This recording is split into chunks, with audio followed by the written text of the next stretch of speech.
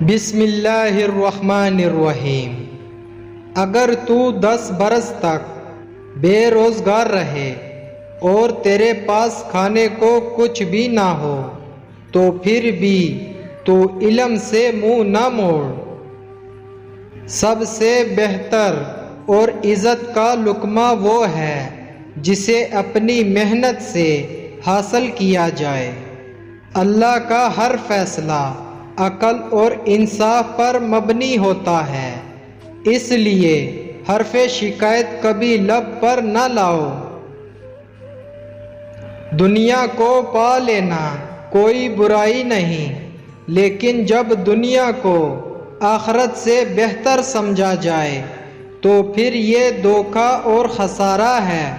جو محبت سے واقف نہیں وہ اللہ سے واقف نہیں۔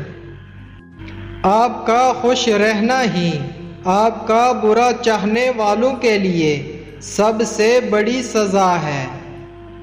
جس رفتار سے تیرا مرض بڑھتا چلا جائے تو اسی رفتار سے اس کا علاج کرو۔ ہر کام میں دوسروں کا سہارا ڈھونڈنا ایک بہت بڑی بے عزتی ہے۔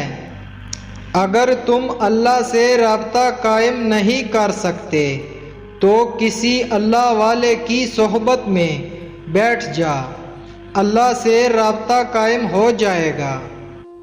جب دولت قریب آتی ہے تو دروازے پر ساحل اور خواب میں دولت نظر آنا شروع ہو جاتا ہے۔ انسان کو آخرت کے اندر کامیاب ہونے کا صرف ایک موقع ملتا ہے اور وہ زندگی ہے، اس کو برے کاموں میں ضائع مت کرنا۔ اللہ کی یاد میں آنسو بہانے والا کبھی جہالت کے گڑھے میں نہیں گرتا، اللہ اسے اپنی رحمت میں ڈانپ لیتا ہے۔